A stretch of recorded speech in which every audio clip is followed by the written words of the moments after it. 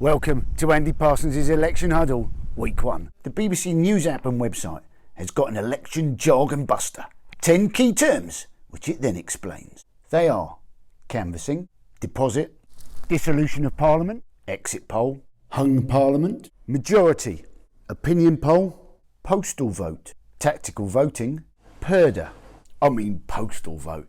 If you're going to have that as part of your election jargon buster for somebody, presumably you're also going to have to explain to them the word jargon, and buster, and election, and. You'd have thought only one of those wasn't pretty self-explanatory. Purdah simply means the 5-week period before the election when media organisations and civil servants have to be unbiased. But we don't have to be. Parliament. Wankers. So I can be biased. Wanker. And so can she. The various attack lines for the two main political parties have become clearer this week. Labour are keen to portray the Conservatives as a party run by and for the privileged, out-of-touch rich. And they have had Rees Mogg, the leader of the House of Commons and Conservative MP, conveniently helping them with that message. The Honourable Member for the 19th century, who's recently been called the Honourable Member for the 18th century and may soon be called the Honourable Member for the 17th century, suggested in a radio interview that if he'd been at the Grenfell fire, he would have used his common sense and left the building regardless of the fire brigade's advice. He has since apologised, and his friend Andrew Bridgen, Conservative MP, then did a radio interview to support him by stating, when he was asked did Rees Mogg think that he was cleverer than the victims, that we want very clever people running the country. Conservatives were also not helped by one of their election ads, which had Labour Brexit Secretary Keir Starmer pausing for an answer, when in the original interview he hadn't paused. There were obviously accusations of doctoring, because it sounds much better if you answer a question straight away, rather than going,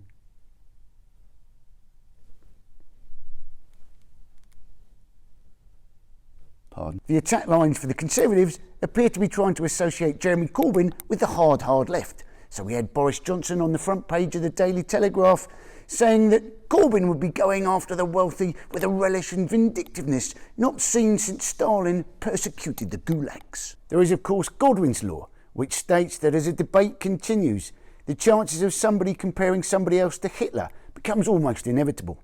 Hitler was himself responsible for around 30 million deaths, but that's only third place in the list of all-time mass killers. Stalin is ahead of him in second place on 40 million deaths. We're only in the first week of campaigning, but we've already gone to Stalin. We can expect Chairman Mao anytime soon. The election is on 12th December.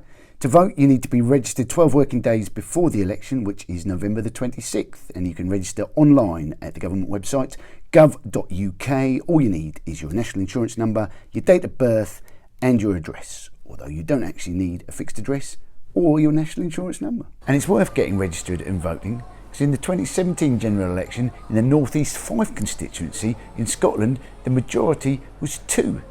So if you lived in the St Andrews area, or if you were a student in the St Andrews area and you voted and your mate voted and your mate's mate voted, you could have had a different MP, or the same one if you'd all drawn a cock and balls on your ballot paper, or a different one if you'd drawn the cock and balls directly within the box for one particular candidate. Yet, a cock and balls can count as a vote, provided it shows a preference for one specific candidate. You can also register online for a postal vote, but you will need to post it and vote.